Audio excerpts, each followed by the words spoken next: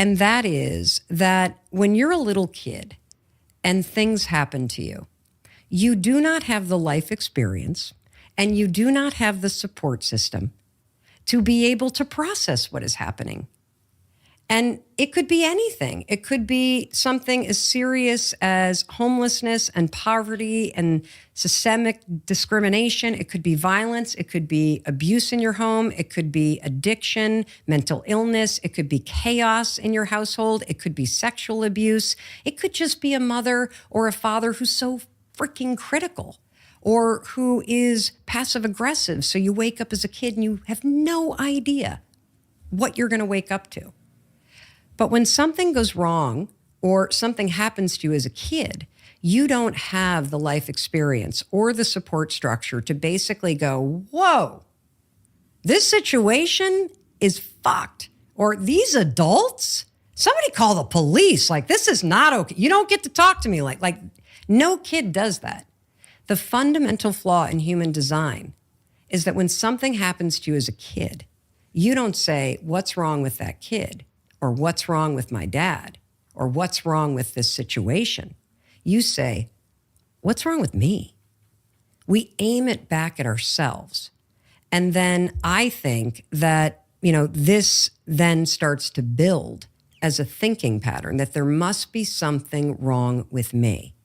That you aim everything that's happening out there back at yourself.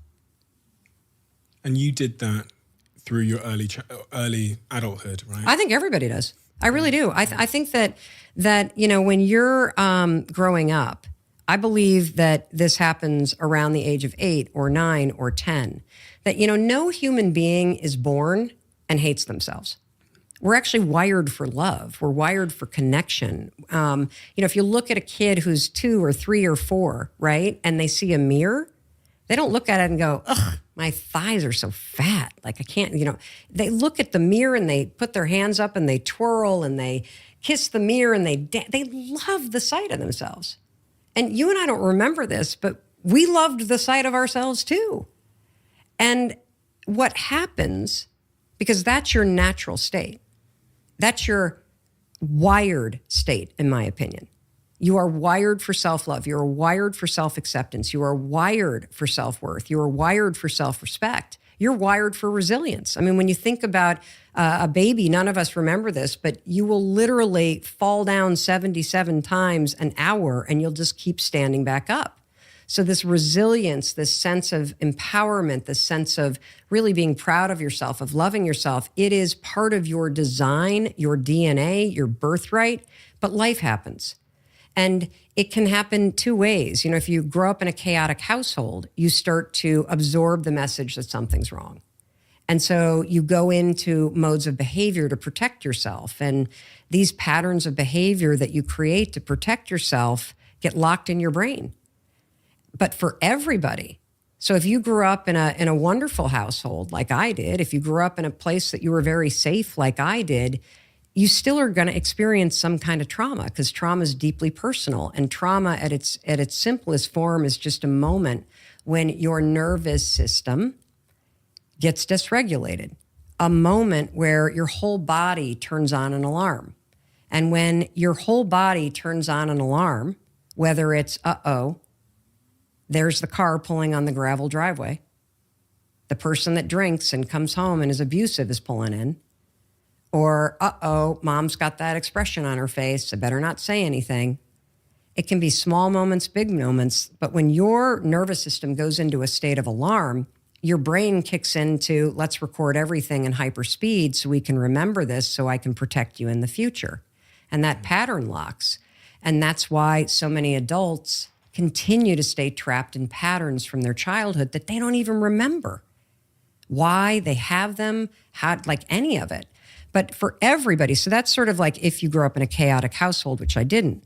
But I think what happens developmentally is, there's this moment when we're in elementary school, and none of us remember it, or at least I don't remember it, but it happens to everybody, where one day you walk into elementary school and you're like loving yourself and you're happy as a clam and you're just kind of walking up to whomever and you like yourself and you love yourself, So you'll go up to anybody. You'll sit with anybody in the cafeteria. And then I don't know what the hell happens, but the next day you walk into that cafeteria, you got your little hands on your tray, and you start scanning the room for where you're going to sit. And all of a sudden, that brain that is wired for self-love and self-acceptance flips into the sorting hat from Harry Potter. And you all of a sudden see the world in the places that you belong and the places that you don't. And that's how it begins. And your mind starts to tell you, you can't go there, you don't look like those kids, those are the sports kids, they're going to, as a way to protect you. But the message that you start to get from your own brain or from society at large or from what's going on in your household is that who you are is not okay. When I was reading about your story, we're talking about education then and schools, it seemed that you were quite, I don't know, disorientated in college. When you went to college and you were struggling to figure out who you are, and that resulted in quite significant procrastination. And oh my God. Yes. So I'm very open about the fact that I struggled with anxiety for a long time. Yeah. And what's interesting about anxiety is that, I'm now talking to you from the perspective of being 53 years old. I was like really fucked up. And by fucked up, I mean, not that I was like stealing cars or breaking laws or doing anything like that, but I was not comfortable in my own body.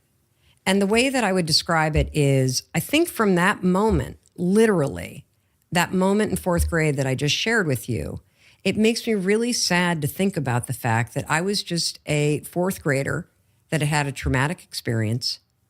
I didn't know, but my nervous system remembered. And so anytime I went to bed, I woke up the next morning with the sensation in my body that something was wrong. And any pattern of behavior or thinking that you start to repeat becomes a habit. Habits are just patterns. That's all that they are. And so I had a life experience because of one incident where I would wake up every single morning and feel like something was wrong and I couldn't put my finger on it. And the more that you wake up and think something's wrong, the more your brain is going to find reasons why something might be wrong. And so I developed this sort of chronic state of feeling on alert, feeling this sense that I got to be aware. Fight or flight. Yes, yes. My, in clinical terms, my sympathetic nervous system got switched on and I had no idea how to turn it off. And if you don't know how to calm your nervous system down, to flip off the sympathetic nervous system and flip on the parasympathetic nervous system, which is your calm, grounded, resting nervous system, you will forever struggle with focus, with being present, with the ability to think clearly and make good decisions. You will constantly talk about the fact that you feel anxious, and that comes from your nervous system always being on edge and